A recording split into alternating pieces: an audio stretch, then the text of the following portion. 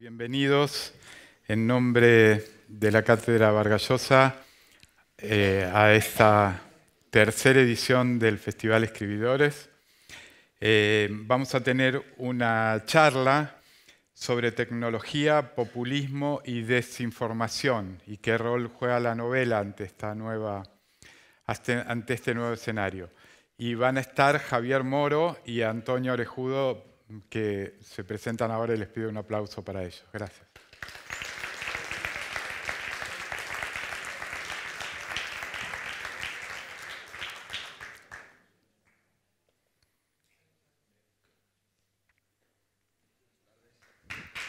Buenas tardes.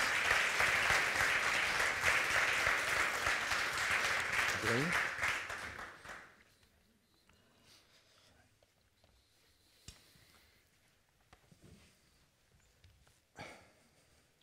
Bueno, buenas tardes. Buenas tardes. ¿Cómo les va?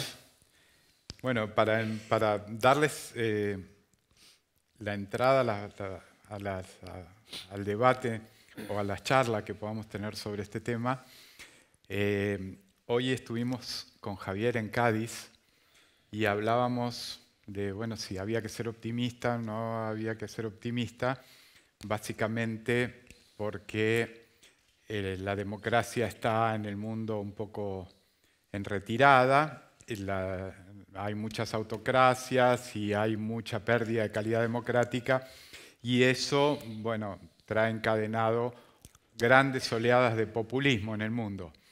Y Javier, además, agregaba que el tema de la digitalización, las redes sociales y la posverdad, las mentiras que se instalan, todo eso hace mucho más complicado el escenario. En esa lógica, quería preguntarles cómo ven primero eso en relación a la literatura y si eso condiciona, en cierto modo, lo que se escribe o puede producir situaciones de autocensura. Este nuevo escenario, que es un escenario bastante nuevo, porque siempre hubo autocracias, pero una cosa era un mundo con autocracias y con populismo, pero ese mundo con autocracia y con populismo, con redes sociales, es un mundo completamente distinto.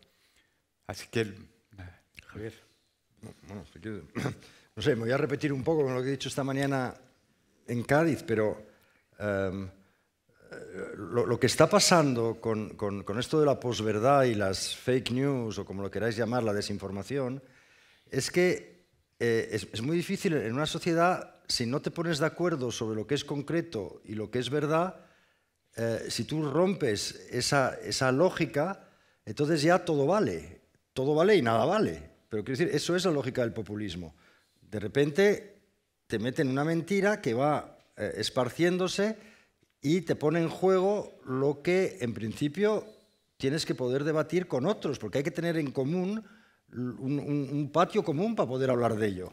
Si ese patio lo rompen, entonces ahí está el peligro de la desinformación, que entra y, como decía esta mañana, la mentira es rápida, es muy rápida, porque enseguida capta la atención, porque el cerebro humano está deseando un titular porque le da una sobreexcitación de adrenalina que necesita, y la verdad es mucho más lenta. La verdad es lenta y generalmente es aburrida. La verdad no da titulares sorprendentes. Lo que pasa es que en ese juego pues, gana la mentira, porque se infiltra enseguida. Y esa mentira acaba por, lo hemos visto con Trump en Estados Unidos y con muchos otros sitios, por alterar la visión de los demás, la visión de la realidad que tienen los demás. Y bueno, pues es el peligro en el que estamos hoy en día. Pero por eso yo siempre digo que la literatura es el último refugio contra todo esto, ¿no? ¿Por qué? Porque en una novela intentamos explicar el mundo, o por lo menos dar una interpretación de ese mundo, pero es un lugar de aprendizaje, de sabiduría, si quieres un poco decirlo, pero uno intenta contar siempre una verdad, que nunca es un bloque, es poliédrica esa verdad, pero hay un acercamiento a esa verdad en la literatura. Por eso te digo que la literatura, de alguna manera, pues es un poco una barra de la literatura y la ciencia. Yo creo que es ahí donde nos podemos realmente agarrar, porque todo el resto es una especie de nube que no hay que creerse nada. Yo ahora abro Twitter y yo no me creo una imagen por principio ya, porque es tan fácil adulterar una imagen que la que te llama la atención seguro que está trucada. O en todo caso, yo no me la creo. Y con los textos es un poco parecido. ¿Cuántas veces uno retuitea una información y luego se da cuenta de que está contribuyendo a retuitear, a difundir una información que es falsa? Eso nos ha pasado a todos, creo, ¿no? No sé, Antonio, ¿tú qué...? Bueno, buenas tardes, lo primero. Buenas tardes. A todos. Muchas gracias por venir aquí y muchas gracias también a la Cátedra Vargas Llosa por invitarnos a estos coloquios. El título que nos convoca aquí es abrumador, ¿no? Tecnología, populismo, lo estoy viendo aquí en esta pantalla, y desinformación, la novela ante los nuevos poderes, ¿no?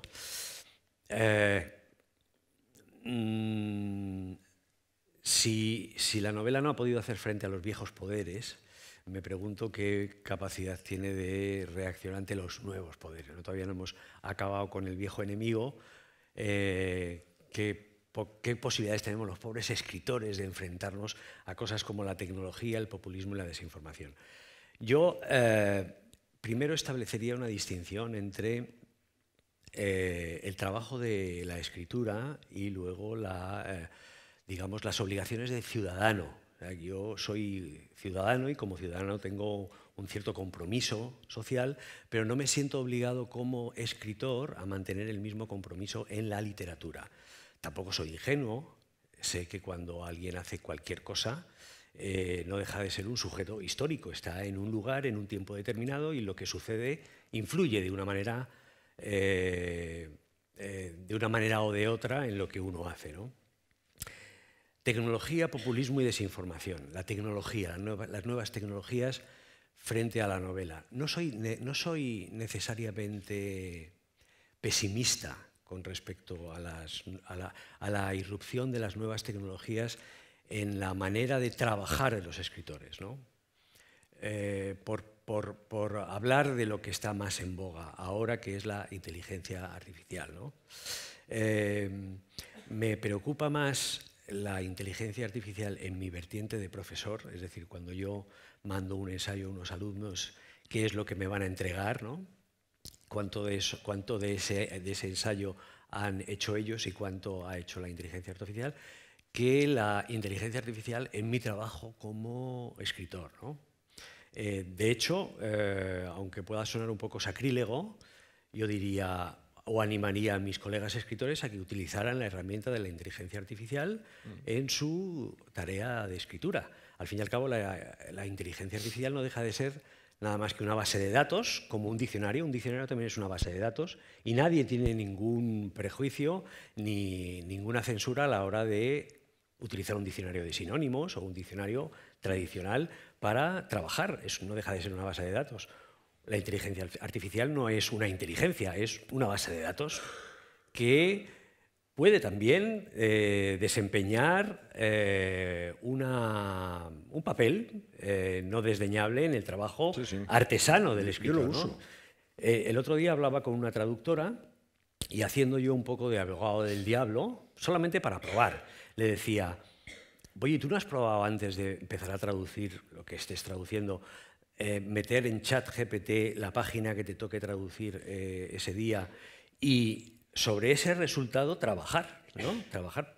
Y la traductora, que es una traductora de la vieja escuela, se mostraba un poco escandalizada y le parecía que eso era como un poco traicionar el espíritu de la literatura. Claro, somos personas que nos hemos educado en el viejo régimen, ¿no? Y utilizar algo como la inteligencia artificial para traducir nos parece como traicionar lo sagrado que tiene la literatura, ¿no? Pero si uno lo piensa fríamente, no hay mucha diferencia entre esto que yo le proponía a la traductora y consultar un diccionario tradicional, ¿no? Solo que la inteligencia artificial es algo que tiene más datos y lo hace más deprisa que nosotros, ¿no? Bueno, pues eso llevado al terreno de la... Tú dices que lo haces, ¿no? Bueno, me Sí, parece... es mi hija que me lo ha enseñado. Bueno, Porque si es que no mi me hija parece... de repente hace los deberes con la inteligencia artificial. Y dicho, ¿cómo se utiliza lo del ChatGPT? Y me enseñó. Y entonces, sí, es lo que tú dices, es una herramienta estupenda para recolectar información, por supuesto. Ahora, y claro, todo depende ahí de la manera en que tú le hablas, o sea, de las preguntas que le haces para tener un resultado satisfactorio. No solamente depende de eso, sino que ya está creándose una nueva profesión, sobre todo en el mundo anglosajón, que es la del que da órdenes a la inteligencia artificial, porque como tú bien dices, depende de lo que tú le preguntes, la respuesta que vas a recibir, ¿no? Claro. Pero que para llevarlo al terreno así menos abstracto y más concreto del trabajo de los escritores, pues qué sé yo, si tienes que describir una mañana brumosa, ponlo por caso, por ejemplo, yo soy muy mal descriptor. Pues para empezar a describir una mañana brumosa, ¿por qué no empezar con la descripción que te proporciona ChatGPT y sobre ese texto trabajar? Parece, ya digo, como un poco sacrílego. Quizá alguno de los que estén aquí les parece que eso es como hacer un sacrilegio, ¿no?, a lo que es la labor sagrada del escritor, que nunca crea ex nihilo. Ni siquiera en el antiguo régimen. Nadie crea ni la literatura, ni la música, ni la escultura de la nada. Todo viene de textos previos y anteriores, ¿no? ¿Qué diferencia hay entre esto que estoy diciendo un poco con afán provocador, lo reconozco, y trabajar con textos? Porque nosotros cuando estamos trabajando, cuando estamos escribiendo, y hay un momento en el que no sabemos muy bien cómo enfocar tal cosa, nos levantamos a la biblioteca y cogemos el libro de nuestro autor favorito y decir, ¿y este tío cómo hizo esto, no? ¿Cómo lo solucionó? ¿Cómo lo solucionó, no? Bueno, no hay mucha diferencia entre hacer eso y pedirle al ChatGPT que haga una descripción de una mañana brumosa y sobre ese texto trabajar nosotros. Es un ejemplo que estoy poniendo, ¿no?, para ejemplificar lo que estaba diciendo al principio. La tecnología...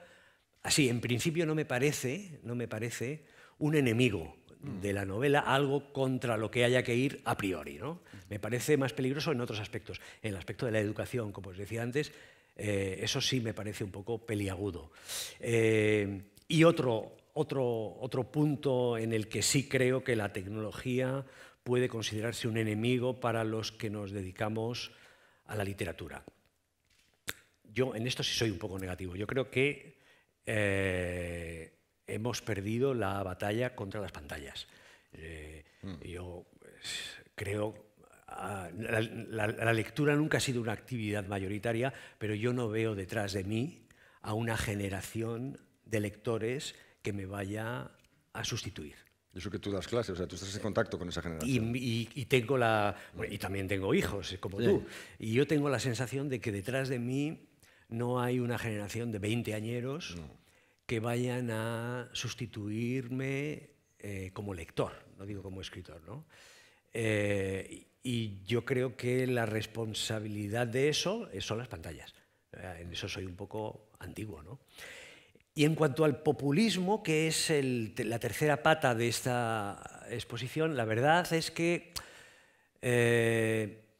creo que es un poco candoroso pensar que la novela hoy puede enfrentarse, defenderse, o no sé qué verbo emplear, contra lo que es un movimiento inquietante y, como tú lo has descrito muy bien, ¿no?, que pone en riesgo la democracia y la libertad, ¿no? Yo volvería a ser más partidario de utilizarlo en beneficio propio, ¿no? Hacer como hacen los yudokas, ¿no?, utilizar la fuerza del contrario en beneficio propio, ¿no? ¿Cómo se puede utilizar en beneficio propio el populismo? Pues a mí personalmente me fascinan las teorías de la conspiración. Yo cuando oigo la leyenda de la gran sustitución, por ejemplo, es decir, que hay un plan a nivel en donde se nos quiere sustituir, eso me parece, digo, pues este tipo, ¿por qué no ha escrito una novela con ese material, por favor, ¿no? ¿Qué es lo último que yo he oído con respecto a eso, ¿no? Bill Gates, que quiere... Bueno, por ejemplo, ¿no? Las vacunas... No, lo último que he leído es que las vacunas... No, es una cosa ya, es una vuelta de tuerca. Es que no es que las vacunas tengan dentro un chip de Bill Gates para que Bill Gates siga nuestros movimientos, que es un tema apasionante para escribir una ficción, ¿no? Sino que los que se han vacunado son contagiosos y hay que mantenerse lejos de ellos porque se ha dado el caso de mujeres que sangran entre menstruaciones cuando han estado demasiado en contacto con personas que se han vacunado las 3 veces del COVID, ¿no? Pero por favor, esta persona, ¿por qué no ha escrito una novela con ese material tan fantástico? Entonces, a eso me refiero cuando digo que la irrupción de la tecnología, el populismo, la desinformación, lejos de ser 3 monstruos contra los que hay que combatir, como San Jorge contra el dragón, lo que tenemos que hacer es utilizarlo en nuestro beneficio, porque ahí hay una mina. Hay una mina que... Sí, pero es una mina para autores de ciencia ficción. Porque Y las no mentiras tanto. son tan gordas que tragarte eso, sí, con la ciencia ficción y con el humor, sí lo consigues. Pero si llevamos toda nuestra vida de escritores y haciendo creer a la gente cosas que no han sucedido en realidad, ¿quiénes son los mayores productores de fake news que los escritores, al fin y al cabo, ¿no? Además, si uno echa la vista atrás y se informa un poco de cuál es el origen de la novela, el origen de la novela es en realidad el impulso por sustituir a la historia. Bueno, de hecho, en español, eso es bien curioso, en español, al contrario que en otras lenguas, la palabra historia significa una cosa y lo contrario. Otros idiomas tienen 2 palabras para distinguir lo que es verdad de lo que es mentira, ¿no? En inglés está history y story, pero nosotros llamamos historia a lo que es verdad, pero también a lo que es una sarta de mentiras. Es decir, no me cuentes historias, ¿no? Bueno, está como un poco en nuestra propia cultura lo que nosotros ahora criticamos como fake news. Un escritor es un fabricante de fake news socialmente admitido, ¿no? En cierto socialmente modo. admitido, pero también en esas fake news intenta transmitir una verdad. Y por eso hay una conexión, yo creo, con los lectores. Cuando esa verdad se acaba transmitiendo en una novela, ¿no? Si fuese solo fake news en sí, yo no creo que hubiéramos sobrevivido como escritores tantos siglos, ¿no? Como escritores de ficción. La tecnología no puedes estar en contra, porque la tecnología nos lleva, es como decir que estoy en contra de la ciencia, no tiene sentido, no tiene ningún sentido. No puedes estar en contra de tecnología por sí. Yo, como digo, cuando voy al dentista, estoy encantado de haber nacido en el siglo XXI, porque tú imagínate ese dentista en el siglo XVIII, de machaca, ¿no? No hay anestesia, no hay nada. Y entonces no puedes estar en contra de la tecnología, es como estar en contra de la ciencia. El populismo y la desinformación son 2 cosas distintas que son también producto de una tercera revolución, que es la que hemos vivido ahora, que es la revolución digital, que empieza a finales del siglo XX y que de alguna manera ha trastocado las sociedades, ha dejado gente en la cuneta y ha promovido otra, pero la gente que está en la cuneta es digamos, el caldo de cultivo del populismo, ya sea en Estados Unidos o ya sea en otros países, ¿no? Y ahí eso ha dado pie, amplificado por la desinformación y por las redes sociales y por todo esto, a situaciones, pues como lo estamos viendo en todo el mundo. Y tampoco España está a salvo de esto, ¿no? Y eso sí que me parece a mí más preocupante. Porque claro, como autor tú puedes hacer novela de lo que quieras, obviamente, y te puedes reír de todo, eso sí, pero es una solución siempre personal. Ahora, si hablas de manera general, pues es preocupante. Es preocupante el no estar seguro de que lo que estás leyendo es cierto o no, de lo que te están diciendo es verdad o no. Uno tiende a creerse cosas que luego a lo mejor no son. Pues esa especie de manipulación de la verdad, yo creo que sí hay que preocuparse por eso. Yo creo que eso es algo que además se usa con cada vez más descaro. Y si no, mirar a Putin, mira, están ahí todos, unas mentiras así de gordas, y las dicen, y la mitad de la gente se las cree. Y eso es la base ya de una especie de... Ya no se crean bases electorales, se crean fans, adoradores de ese señor que dice unas mentiras y que van todos detrás. Las mentiras de Trump, bueno, Trump es el ejemplo más claro, es que Trump es como de libro de esto. Manual del populismo y la desinformación. Lo que ha contado, la cantidad de mentiras que ha conseguido colar y que consigue colar. El problema es que las consigue colar todavía, que no hay un mecanismo para poder de alguna manera filtrar esto. Porque si no hay una verdad, algo concreto con lo que hablar, como decíamos al principio, ¿de qué hablamos? ¿De qué discutimos en la sociedad? Es decir, que tiene que haber un ruedo común, algo a lo que aferrarse. Claro, si eso lo rompes para tu propio beneficio, para pescar y sacar tu rédito político, pues claro, dejas a la sociedad ya la democracia, por supuesto, que no sobrevive a esto, ¿no? Como decíamos esta mañana que fue Leopoldo López, ¿no?, el que hizo un estudio hace poco, lo presentó en el National Endowment for Democracy, y era que decía que desde principios de siglo hasta ahora, principios de siglo había 70% de la población mundial que vivía en regímenes autocráticos, y ahora, 30 años después, es el 50%. O sea, hay como un 20% que en los últimos 30 años los países democráticos, libres, entre comillas, hemos perdido, ¿no? O sea, que están ganando presencia, nos están ganando la batalla los autocracias en este momento, si lo calculamos por el número de gente que vive bajo regímenes autocráticos. O sea, este populismo lleva a que la gente se abandone y pida seguridad en vez de libertad. Y está pasando en demasiados sitios. Pues eso es un peligro y a mí me preocupa, porque acabo de hacer yo un libro sobre Venezuela, pero Venezuela es un eslabón de esa cadena, digamos, donde se perfila cada vez más una asociación entre Rusia, China, Irán, y luego todos los satélites, Bielorrusia, Myanmar, Cuba, Venezuela, que son países que se apoyan entre sí, pero son autocracias que de verdad nos quieren fuera de juego, nos quieren muertos, volviendo al título del libro, ¿no? Es que nos quieren políticamente muertos, porque ellos, por supuesto, no soportan y ahí es donde todo esto confluye, porque todo esto se hace con la desinformación, con las nuevas tecnologías, en el libro último que he escrito, que es sobre Venezuela, cuento, no es una historia mía, es de un periodista venezolano que se llama David Placer, que vive en Madrid. Es un tío estupendo que ha hecho la investigación y cuenta cómo en Fuerte Tiuna, que es el barrio de Caracas donde vive, digamos, la inteligencia chavista, el núcleo del poder, para conseguir controlar las redes sociales, con dinero ruso, abrieron una especie de laboratorio enorme, y hay 300 personas ahí metidas que están constantemente monitorizando lo que se dice, los bots, los trolls, para desacreditar al oponente político, y toda esa fábrica de malas noticias es muy eficaz al final, porque mucha gente acaba creyendo eso. Es una manera de dominarte por la información. Y a eso me refería yo, ¿no? Que esto, claro, siempre se puede hacer una novela también de todo esto. Acabo yo de escribir un libro sobre Leopoldo López, pero te quiero decir que es preocupante y ¿qué podemos hacer los escritores? Pues los escritores no pueden hacer muchas cosas, porque pretender cambiar el mundo con un libro es pretencioso, pero siempre se puede hacer algo. Siempre puedes contribuir con lo que dices, con lo que cuentas, pero tampoco, es lo que tú dices, no es obligatorio. En la literatura no tienes por qué, tu compromiso cívico no tiene por qué reflejarse en tu compromiso como escritor. Pero si lo hace tampoco está mal, te quiero decir. No está mal, pero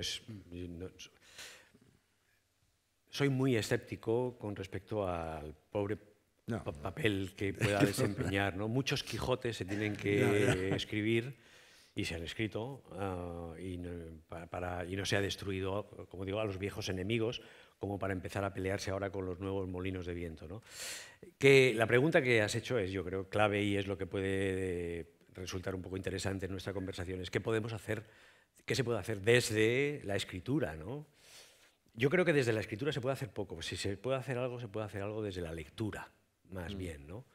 Buena parte de esto que tú has descrito con tanta exactitud y cuyo miedo yo comparto, no sé si se podría remediar, pero sí se podría quizá disminuir si nosotros nos tomáramos en serio la educación de nuestros jóvenes y los educáramos en algo que consideramos que está pasado de moda, pero que nunca ha sido tan urgente como ahora, que es eso que todos los que están aquí, sobre todo los españoles, conocerán también del instituto: el comentario de texto. El comentario de texto. Que el comentario de texto no era nada más que el análisis de un mensaje que he recibido por escrito y que yo tengo que decir quién habla, por qué habla, desde dónde habla, qué pretende. ¿Qué dices? ¿No? Sí.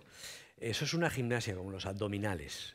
hacer abdominales, para tener un poco el core duro y tal, y la columna vertebral. En sí no sirve para nada, pero sí es un entrenamiento que podría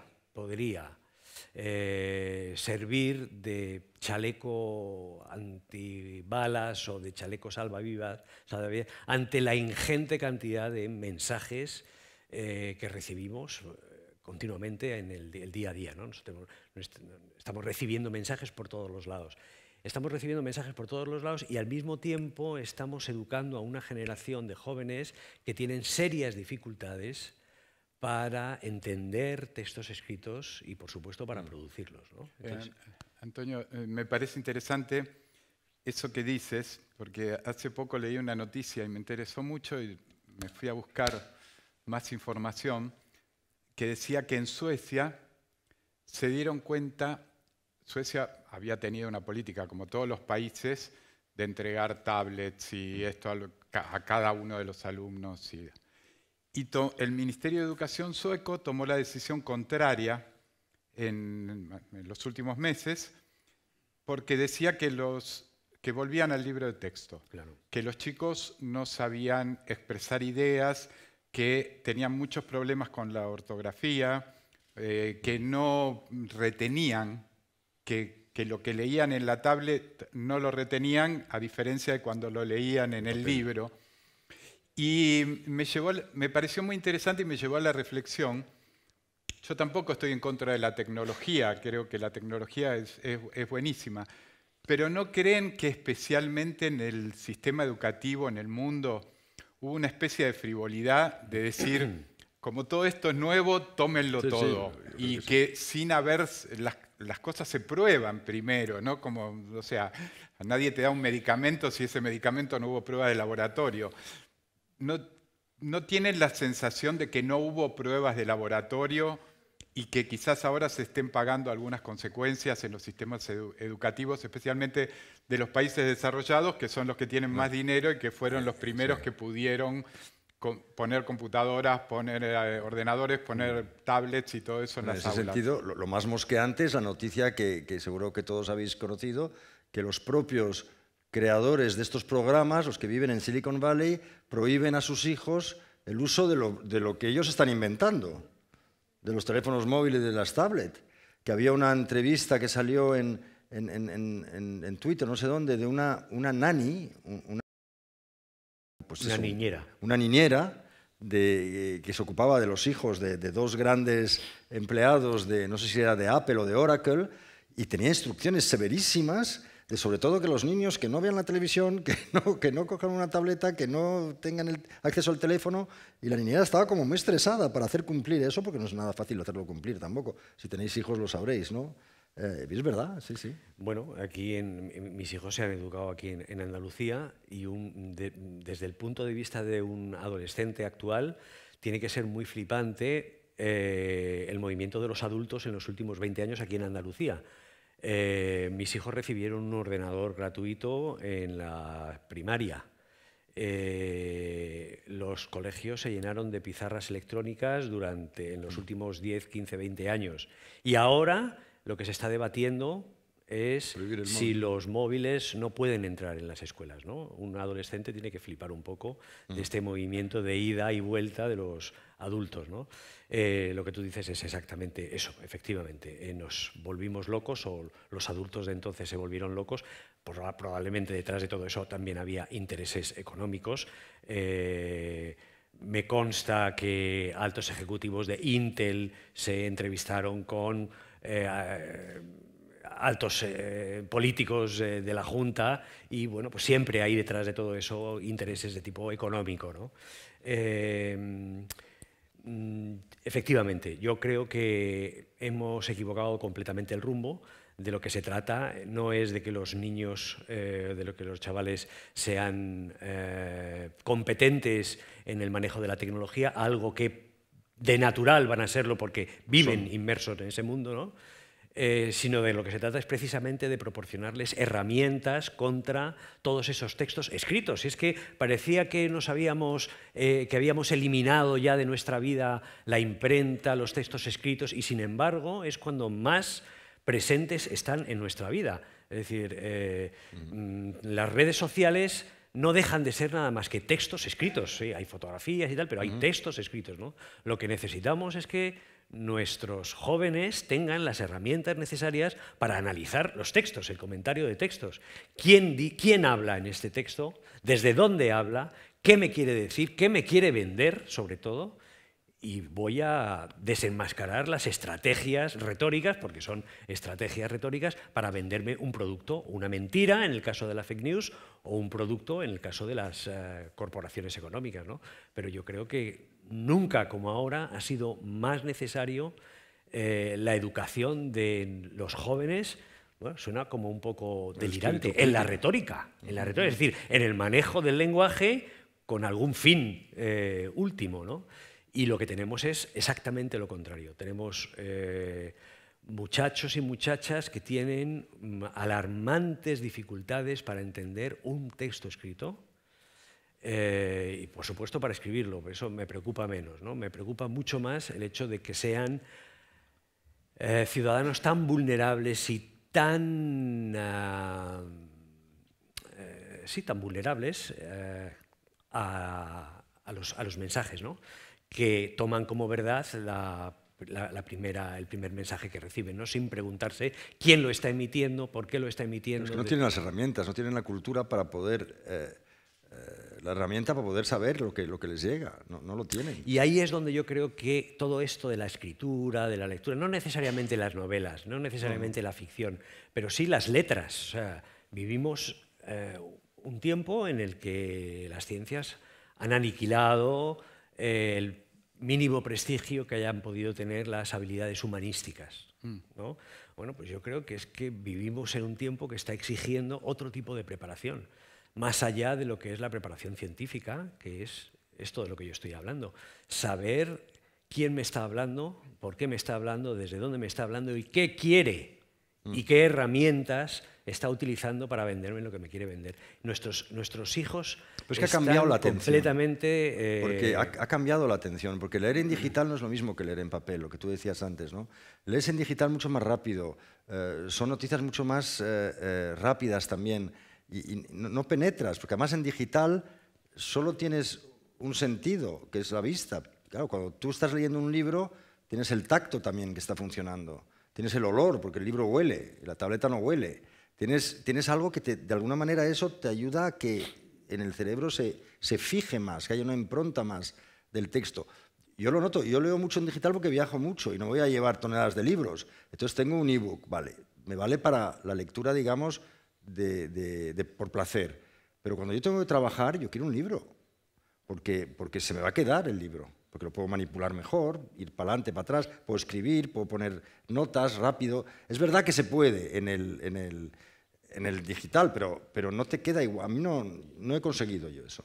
Solo consigo leer por placer en el digital y los libros para trabajar y para cuando quieres estudiar algo tienes que hacerlo en un libro, tienes que leerlo en un libro y tienes que poder anotar y poner post-it y orientarte, ¿no? En esa información que te proporciona los libros. Y yo veo, yo tengo un hijo que no ha abierto un libro en su vida. Es así. Mi hija un poco, pero mi hijo poco.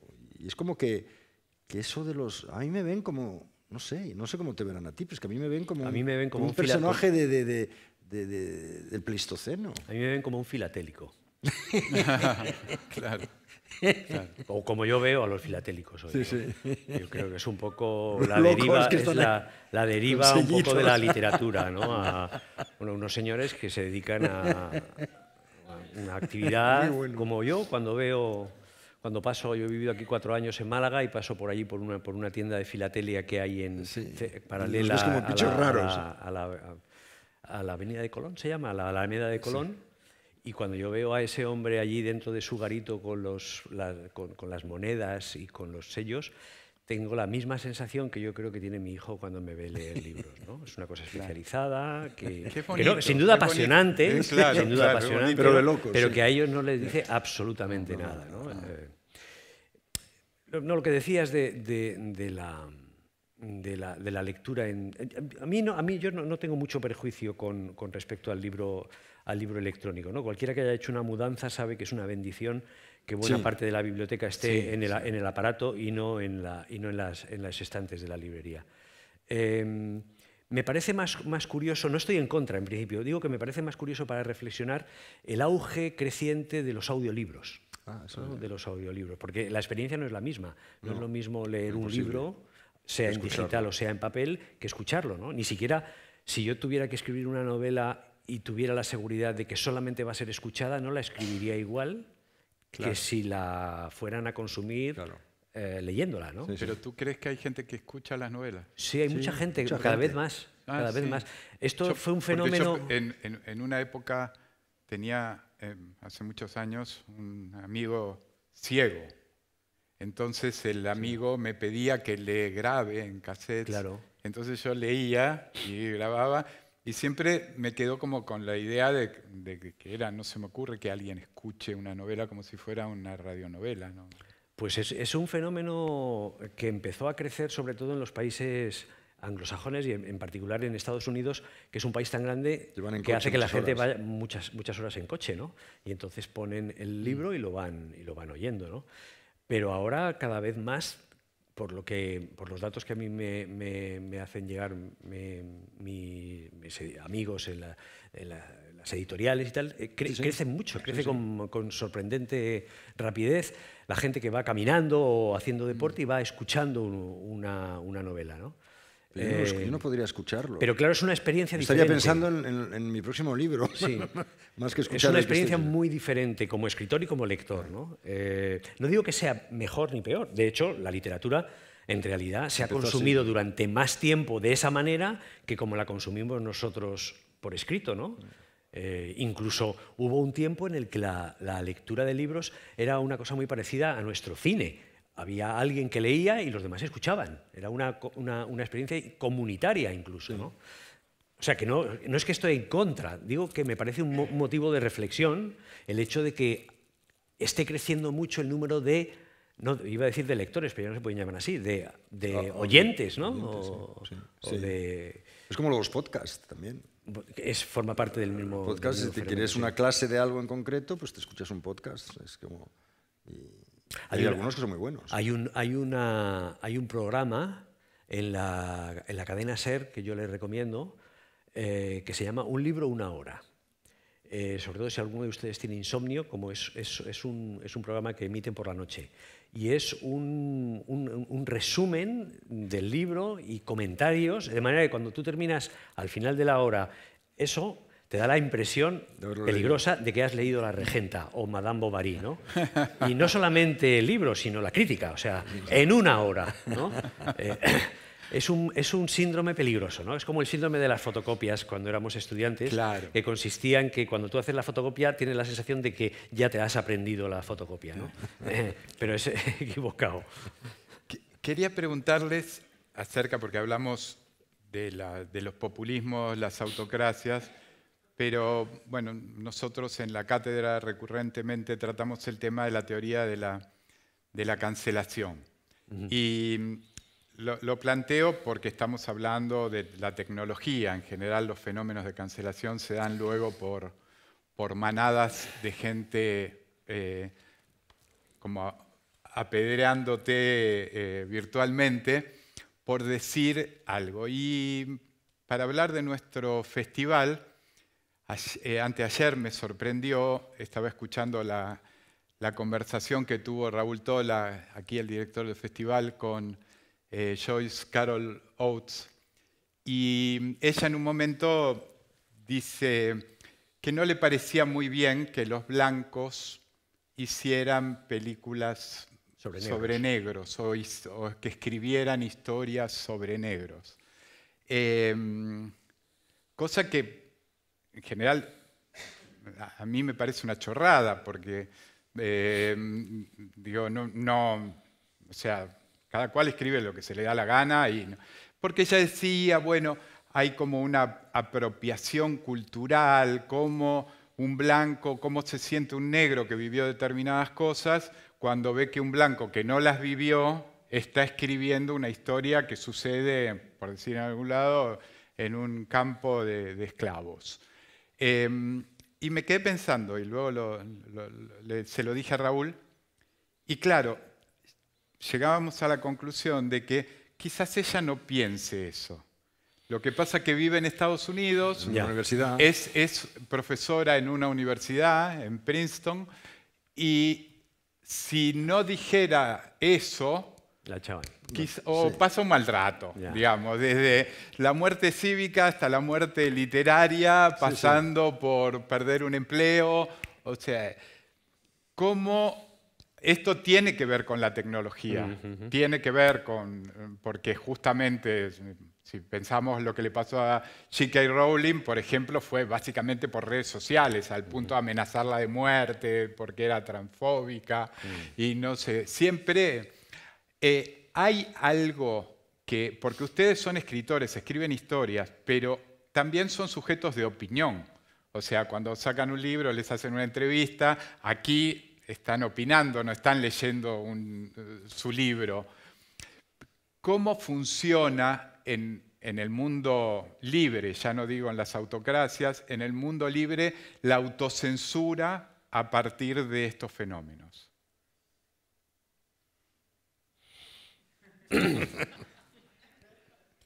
Es una cuestión interesantísima, peliaguda también, ¿no? A ver, varias cosas. La primera, que me interesa mucho. ¿Puede un blanco escribir sobre negros? ¿Puede un negro escribir sobre blancos? ¿Puede un hombre escribir sobre mujeres? Yo, si hubiera estado, no estuve presente en eso. Pero me hubiera gustado preguntarle a Carol Joyce si ella cree que una mujer puede escribir en primera persona sobre un hombre que tenga hiperplasia benigna de próstata. O maligna, ¿no? Seguro que sí. Y si lo aceptamos, ¿no? Yo sí. Yo lo acepto totalmente. Yo lo estoy leería encantado de la con vida. muchísima curiosidad, una novela escrita por una mujer en primera persona, en donde el protagonista le diagnostican un cáncer de próstata, tienen que extirparle la próstata y todas las consecuencias que trae aparejadas la extirpación de la próstata. Me encantaría leer esa novela. Me encantaría leer esa novela escrita por una mujer. O sea, no solamente estoy a favor de eso, sino que me parece que es la verdadera riqueza de la literatura, ¿no? Sí. Me da igual quién lo escriba, la novela funciona o no funciona si yo consigo vivir la experiencia ahí. O sea, ¿somos o no somos Madame Bovary cuando escribimos, cuando leemos esa novela? Es la pregunta que nos tenemos que hacer. Es No si como la reprocharle escribió... a Flaubert haber escrito la historia de Madame Bovary. Claro. Claro. Pero, o sea, que yo creo que la pregunta es, ¿soy yo ese personaje? ¿Ha conseguido este autor que yo me ponga? Porque de eso se trata un poco la literatura, ¿no? La literatura es una gran generadora de empatía, vivir unas vidas que no son las nuestras, tener un punto de vista que nunca tendremos, salvo que un tipo o una tipa con talento sea capaz de crear un personaje y nosotros veamos el mundo a través de unos ojos que en ningún caso podríamos ver, ¿no? Entonces, A mí me lo han preguntado muchas veces, que cómo he podido yo contar la historia de Anita Delgado y toda su historia sentimental, digamos, esta malagueña, por cierto, que se casó con el Marajá de Capurtala y que acabó viviendo en la India, siendo tío. Pues claro que puedes, pues estamos... Es como si no sé, que ahora, en pleno siglo XXI, se hagan estas preguntas como curioso, ¿no? Porque parece que ya estaría esto superado, pues no. Y te contaba, esta mañana contaba lo de mi prima, que es una escritora en Francia, que publica un libro que se llama Belle Green, sobre una señora del siglo pasado que llegó a ser la coleccionista no me acuerdo el nombre de este coleccionista norteamericano muy rico, que hay un museo ahora en Nueva York. Y ella había nacido de padre y de madre negra, pero tenía facciones blancas, pero era negra. Entonces, bueno, consigue vivir, que no la descubran, y llega a ser una gran señora de la cultura y de las artes en Estados Unidos. Bueno, pues una semana antes de que ese libro se publicase en Estados Unidos, sale otro de la competencia, escrito por una mujer negra. Entonces ya mi prima entendió que el suyo ya estaba muerto, matado. Porque este pensamiento políticamente correcto no acepta que una señora blanca de París escriba sobre una negra de Nueva York en el siglo XIX. Pero una autora negra sí puede. Pero llegar a ese punto es triste, por lo menos. Hay que decir que que no tiene sentido, porque es replantearte toda la literatura desde que ha empezado. Es que la literatura no es eso. Bueno, tiene o sea, no puedes meterla ahí en Yo puedo encajonarla. entender por qué a alguien se le ocurre cuestionar eso en un momento dado de la historia. Eso lo puedo entender, ¿no? La mayor parte de los escritores a lo largo de la historia han sido hombres. Los que han contado la historia de los hombres y de las mujeres son los hombres. Es normal y es perfectamente comprensible que un momento alguien levante la mano y diga, un momento, ¿hasta qué punto es razonable que un señor nos hable de los problemas de los señores y también de las señoras, ¿no? Yo entiendo que eso en algún momento haya que cuestionarlo, ¿no? Pero bueno, mi respuesta es esa. Mi respuesta es que sí, hay que cuestionarlo, pero adelante, que los hombres escriban sobre las mujeres sobre los hombres, los negros sobre los blancos sobre los chinos, y así sucesivamente, porque no tiene nada que ver el éxito de un libro con el sujeto que lo escribe, sino con el resultado que hay ahí. Ese señor, ese personaje consigue que yo vea el mundo a través de sus ojos o no lo consigue, ¿no? La segunda cosa que planteas, que no la quiero eludir porque me parece interesante y sobre la que no tengo tampoco una posición ni muy clara tampoco, que es sobre si los escritores nos censuramos a la hora de escribir en este ambiente un poco de... Se podría llamar fácilmente inquisitorial, pero no es cierto, no es inquisitorial, ¿no? Yo creo que es sencillamente hay más gente opinando. Hay más gente opinando. Hay más gente opinando. Lo que ocurre es que lo que antes no pasaba de ser una charla de un bar, hoy se convierte en una charla multitudinaria, ¿no? Antes eran los 4 amigotes, decían, no vamos a volver a comprar una novela de Javier Moro, de Antonio Orejudo, y eran 4, pero ahora son 4.000, ¿no? Porque se comunican más rápidamente, pero el fenómeno es el mismo, es un grupo de personas que dicen, no me gustan las novelas de Orejudo, no lo voy a volver a leer en la vida, ya está. Lo que ocurre es que ahora eso se multiplica por 54.000, ¿no? O sea, que no es, estrictamente hablando, la Inquisición, es decir, el poder que ejecuta a quien no cumple la ortodoxia. Eso es lo que era la Inquisición. Pero es un poquito así, porque te crucifican, ¿eh? Mira, lo de J.K. Rowling, porque ella ya es muy famosa y le da un poco igual, pero te puede pasar, ¿eh? Si le pasa a un escritor que está empezando, lo de J.K. Rowling... Lo destruye. Lo destruye. Lo fulmina, porque hay esa especie de pensamiento único que no te puedes desviar ni un milímetro porque, cuidado, es políticamente incorrecto. Entonces ya si no bañas en la libertad completa para poder escribir, tu mensaje ya no pasa. Es decir, el objeto mismo de tu trabajo no tiene mucho sentido. Pero por lo que yo sé, Rowling sigue escribiendo y creo que sigue ganando dinero, ¿no? Sí, la pasó mal, la amenazaron. Bueno, pues no es tan grave que haya recibido. O sea, no estoy defendiéndolo, pero también estoy restando un poco de dramatismo al asunto. O sea, hay como una especie de leyenda urbana según la cual si incumples las normas no escritas de la corrección política, estás acabado como escritor. Menos Lobos. Me parece a mí, no es para tanto, creo que no es para tanto. En España no. Yo no conozco a nadie cuya vida, y eso es una historia muy novelesca, cuya vida haya sido arruinada por las redes sociales. ¿No? Igual existe, yo digo que no lo conozco, ¿no? Ahora bien, me interesa mucho más otro problema, me interesa más el asunto de si nosotros, escritores, independientemente de cuál sea nuestra posición ideológica sobre esto, nos autocensuramos o no. Esto sí me parece importante, ¿no? Yo creo que es inevitable que la historia, el contexto histórico en el que tú has nacido, te influya. ¿Se llama eso autocensura? No. Tú no te autocensuras. Bueno, pero soy muy consciente de en qué mundo vivo, ¿no?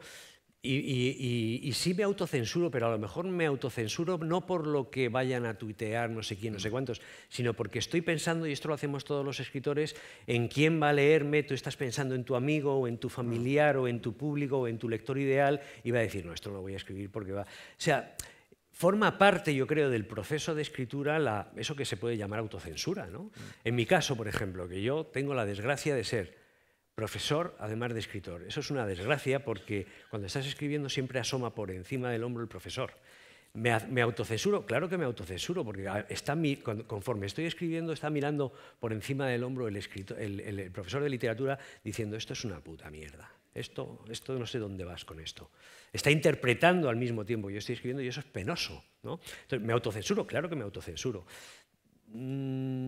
Creo que todos los escritores nos autocensuramos, pero que eso necesariamente no es malo, que eso forma parte del proceso.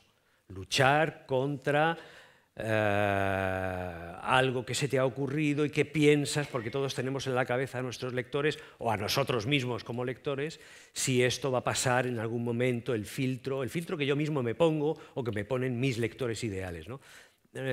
Creo que sí, la respuesta, por ser así breve, la respuesta es sí nos autocensuramos, pero eso no es dramático, me parece. Creo que forma parte también, y que creo que le ha ocurrido a todos los escritores de todas las épocas, ¿no?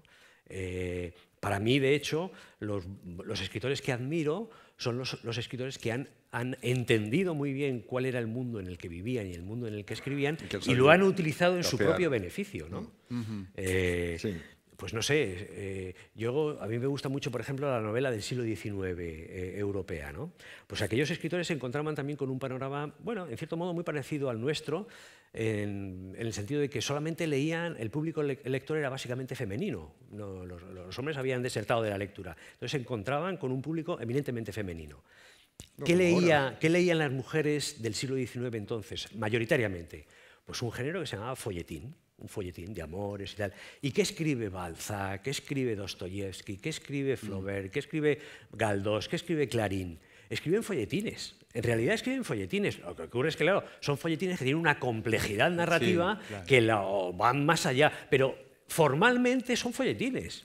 Entonces, a eso me refiero con lo de utilizar el mundo en el que han caído en tu propio beneficio. Ellos han dicho, yo quiero vivir de la literatura. ¿Aquí quién lee? ¿A quién leen mujeres? ¿Qué quieren leer las mujeres? Folletines. Ahí va un folletín. Pero claro, un folletín bien hecho claro. Y con un calado que va muchísimo más allá de ese género, lo trasciende y habla no ya de amores contrariados, sino de aspectos muy profundos de la vida del ser humano, ¿no? Entonces, creo que todos los escritores de todas las épocas han caído en un momento histórico con unas determinadas características y lo que tenemos que hacer es llorar menos y tratar de utilizar en nuestro propio beneficio el mundo en el que hemos caído, ¿no? Que es este, como el de Flaubert fue el de Flaubert y el de Cervantes fue el de Cervantes, ¿no? Porque no hubo nunca un tiempo en el que todos los seres humanos lo primero que hacían al levantarse era leer unas páginas de poesía y luego un pasaje de la Odisea, y eso no ha existido nunca, ¿no? La literatura ha sido siempre una cosa minoritaria, una cosa residual, y tenemos mucha suerte. Hoy todo el mundo sabe leer, pero cuando Cervantes escribía, la mayor parte de la gente no sabía leer. Eso sí que es terrible. Imagínate que nosotros estuviéramos escribiendo y más del 90% de la gente no supiera leer lo que nos... Esto sí sería verdaderamente dramático, ¿no? Y a pesar de eso, estamos aquí quejándonos. No, yo creo que no. Sí. Pero yo creo que estamos constantemente corrigiéndonos. Sí. Ahora, autocensurándonos, no sé, yo por las ideas no creo que... No lo tomo en cuenta, no sé. A lo mejor es inconsciente, pero... De manera consciente no lo veo. O sea, corrigiendo sí constantemente. Bueno, pero es lo mismo, es una forma de autocensura, si quieres, pero es una corrección constante de tu texto, porque vas constantemente cambiándolo, mejorándolo, puliéndolo y tirándolo a la basura a veces. O sea que, sí. En relación a lo que decías, Antonio, no todo es ser pesimista. Como decíamos hoy... Como decía Churchill, es mejor ser optimista porque ser pesimista no sirve para nada, no vale para nada. Las redes sociales tienen en este momento una capacidad de hacer daño muy grande, pero tienen una capacidad de defender la libertad muy grande. O sea, si uno ve, por ejemplo, la lucha de las mujeres en Irán, yo todo lo que sé de la lucha de las mujeres en Irán, lo descubrí por las redes sociales, porque descubrí a quienes tenía que seguir, a Masih Alinejad, que es una activista importantísima, y a 4 o 5 cuentas más, y me enteré cosas que no me enteraría leyendo El País, El Mundo, el ABC no sale. O sea, hay algo bueno. Yo sigo en Twitter a Navalny. Me interesa Navalny, estoy preocupado por lo que le pasa a Navalny. La manera que tengo de enterarme es porque hay una cuenta de Twitter que él le debe contar al abogado y el abogado tuitea. Frente al oficio de escritor, quiero ver qué piensan ustedes, porque yo creo que también hay una cosa interesante que es la relación con el lector sin intermediación. O sea, antes de las redes sociales, ustedes sacaban un libro y el lector leía la entrevista que le hacía un periódico. Ahora, si son activos en redes sociales, un lector de cualquier lugar del mundo te puede decir lo que piensa de tu libro. ¿Cómo lo ven eso? Yo recibo una serie de insultos importantes por el último libro, por parte de los chavistas venezolanos, que no me perdonan que haya escrito el libro de Leopoldo López, que me llaman payaso, que dicen que he cobrado dinero por escribirlo, que lo he hecho por encargo, pero he recibido muchos mensajes de estos haters, lo que llaman haters. Sí. Y eso me pasa por meterme en un asunto actual y polémico, que no debería ser polémico, pero bueno, que en todo caso que es actual. Y eso pasa, y yo recibo mensajes de lectores de todo el mundo. Lo que pasa es que afortunadamente la mayoría son de empatía, son simpáticos, ¿no? Son mensajes que confirman que lo que uno quiere hacer con una novela, que es apelar a la emoción del lector, lo has conseguido, porque les has tocado el corazón y te dicen, he leído su libro y aquí me ha pasado lo mismo y no sé qué, y la historia me ha emocionado y he llorado, y esos recibo, son la mayoría, es más difícil que alguien que no le guste el libro te escriba, ¿no?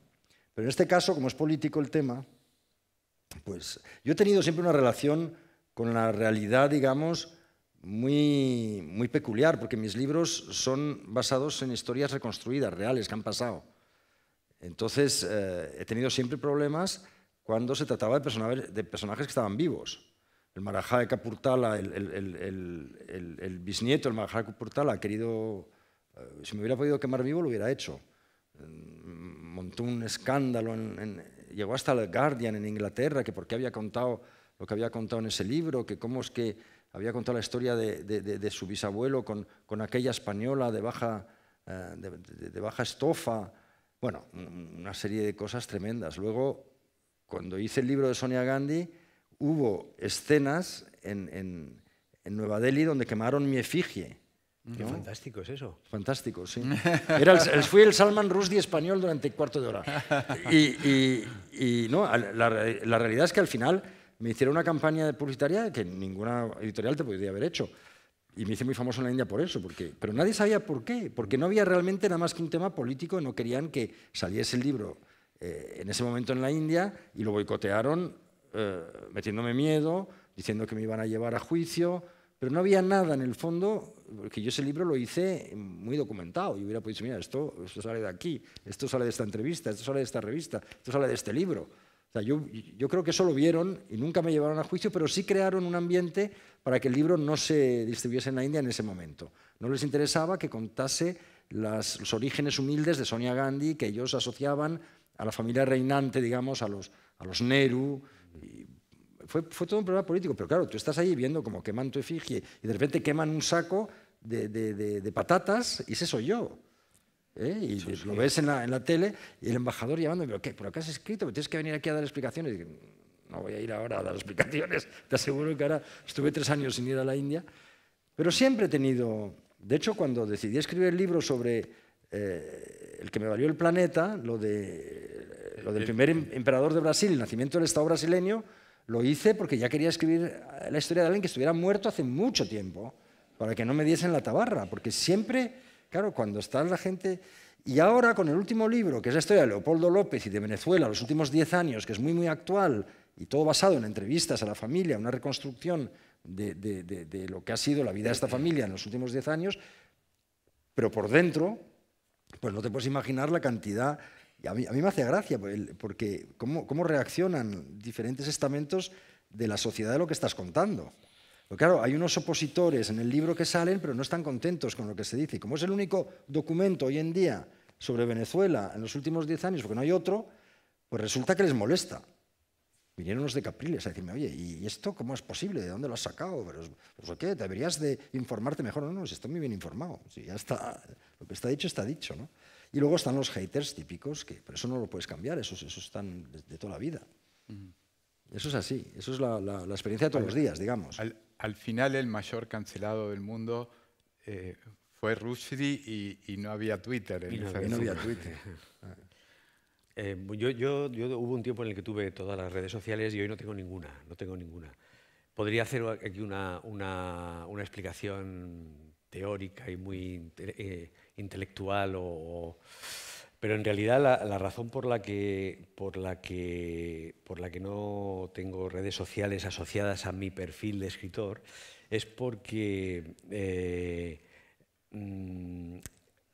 el contacto con los lectores, que aparentemente parece una cosa como muy saludable, a mí me hace daño. A mí una sola crítica negativa me puede hacer abandonar la escritura. No quiero pensar ya si me queman en efigie. O sea, si me queman en efigie...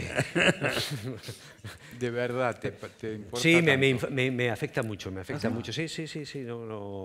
O sea, que decir, podría contar otra cosa, pero me afecta mucho y sé que el oficio de escritor tiene una exposición pública y debería haber desarrollado una resistencia mayor, pero no lo he conseguido, ¿no? Y entonces he preferido vivir en la ilusión de que lo que escribo entusiasma a todo el mundo, ¿no? Y ya digo que no soportaría haber sido representado por un saco de patatas y que me quemaran en la plaza pública. ¿no? Entonces, pero entiendo que esa... A ver, creo que está un poco sobrevalorado el contacto personal del escritor y el... O sea, a ver, ¿cómo explico esto? García Márquez, o Vargas Llosa, por poner el ejemplo del escritor que da nombre a quien nos invita aquí, en realidad no existe. O sea, Vargas Llosa es un cúmulo de textos. Mi relación con Vargas Llosa no es una relación con Vargas Llosa con DNI, que no sé si tiene DNI, supongo que sí, DNI tal, y con licencia fiscal, libros, sí. XX, lo que sea, ¿no? Mi relación con Vargas Llosa es mi relación con una serie de textos que ha escrito Vargas Llosa. Ese es Vargas Llosa para mí. Yo no sé nada de ni quiero saber nada de su vida privada, yo no tengo una relación con Vargas Llosa como tengo con mis amigos, para mí Vargas Llosa o Cervantes, me da igual, es un conjunto de textos. Eso es lo que es para mí un escritor, ¿no? Entonces a mí me gustaría que mi relación con mis lectores fuera también así. Yo soy una persona. Y luego tengo un perfil de escritor que es un conjunto de textos. Antonio Orejudo, de cara a mis lectores, es un conjunto de textos. No es una persona. Entonces, pero ¿no te gusta cuando vienen en una feria y tal, te dicen... Siempre si son elogiosos, me he matado de risa con su novela. Si son elogiosos, sí. Claro. Con que haya solamente uno que diga algo negativo ya me hunde. ¿Ah, sí? Sí. Vaya, hombre. Ya te digo que yo no soportaría lo de ser quemado en efigie, que por otra parte me parece admirable, o sea, admirable. Bueno, vamos a ir terminando, pero quería saber primero si tenían ganas de preguntar, si en el público tenía alguna inquietud, si querían comentarles algo a los escritores. Estamos abiertos a escuchar sus preguntas.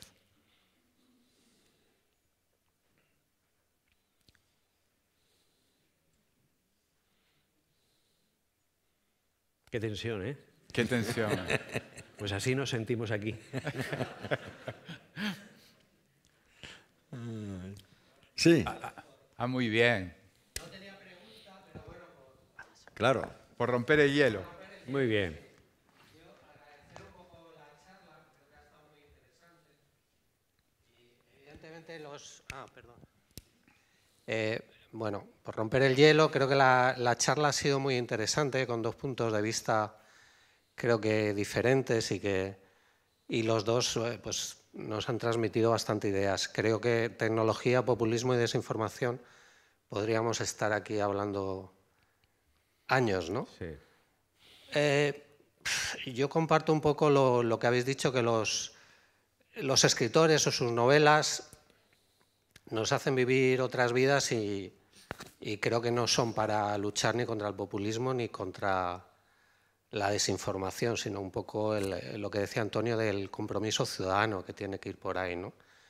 Y yo creo un poco, por no extenderme, porque como digo no tengo preguntas, agradecer un poco este tipo de festivales que nos hacen abrir un poco los oídos y estar atentos a las ideas de personas que estáis, digamos, en otros ambientes y trabajáis en otros estatus, en otros estamentos, ¿no? Simplemente era la reflexión que quería compartir con vosotros y agradecer este rato tan agradable. Muchas gracias. Muchas gracias. Muchas gracias. Mira, sí. Espera, que te dan el micrófono.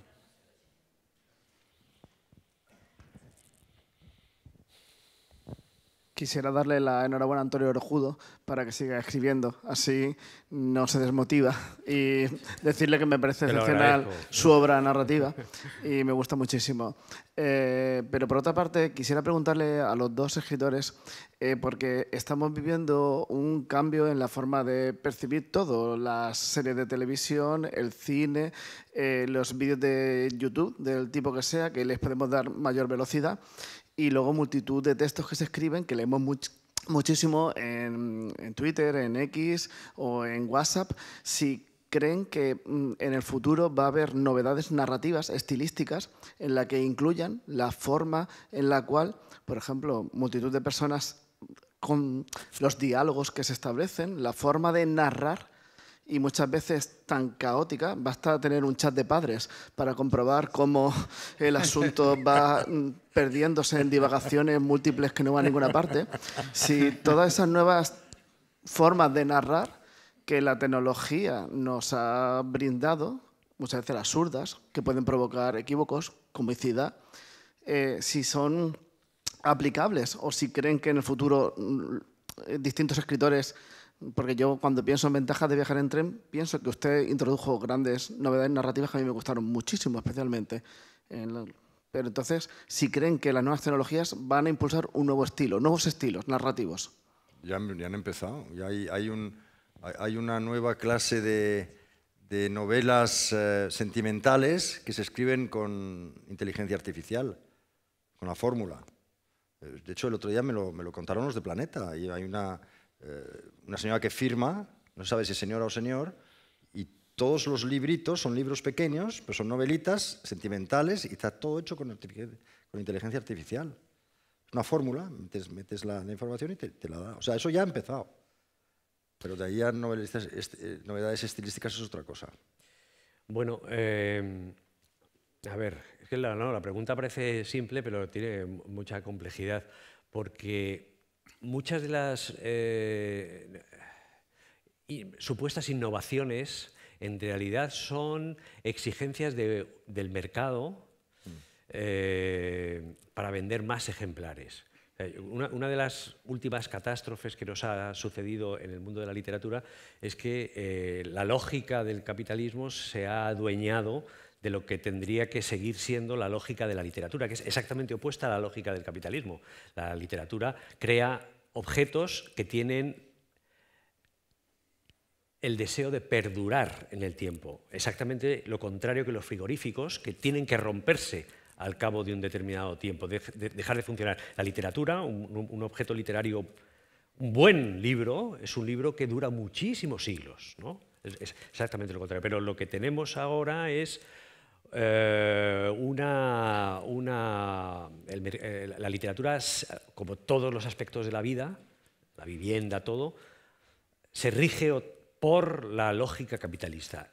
Y una de las exigencias de esta nueva lógica son las series.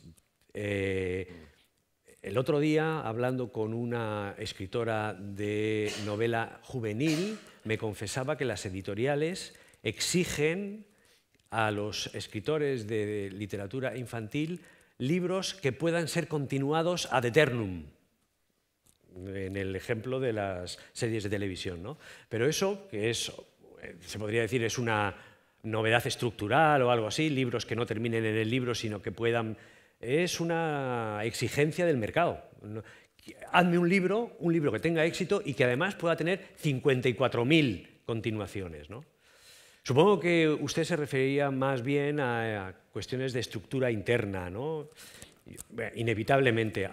Usted ha mencionado algo que es bien curioso, ¿no? Que son los muchachos que ahora ven los vídeos de YouTube o incluso las series de televisión dándole a la marcha rápida, ¿no? Es bien curioso, porque, por ejemplo, a mi hija le parecen ya lentas las películas normales. Las de blanco y negro, eso es una cosa. O sea, aquello es las nuevas de colores, bueno y tal. Y entonces le dan al botón para hacerlo más rápido, ¿no? Evidentemente eso supongo que acabará teniendo algún tipo de reflejo en la estructura narrativa. Es decir,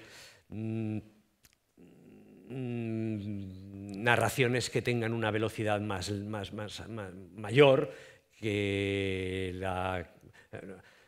Eso ya ha pasado con la novela negra, el auge de la novela negra en España, ese tipo de cosas, de ¿no? las novelas policíacas y tal, muy... es un poco eso, Claro. La literatura más rápida. Eso ya estamos en eso, sí. No, sin duda. O sea, el mundo cambia técnicamente y eso tiene un reflejo, obviamente, en los productos culturales que se ofrecen, seguro.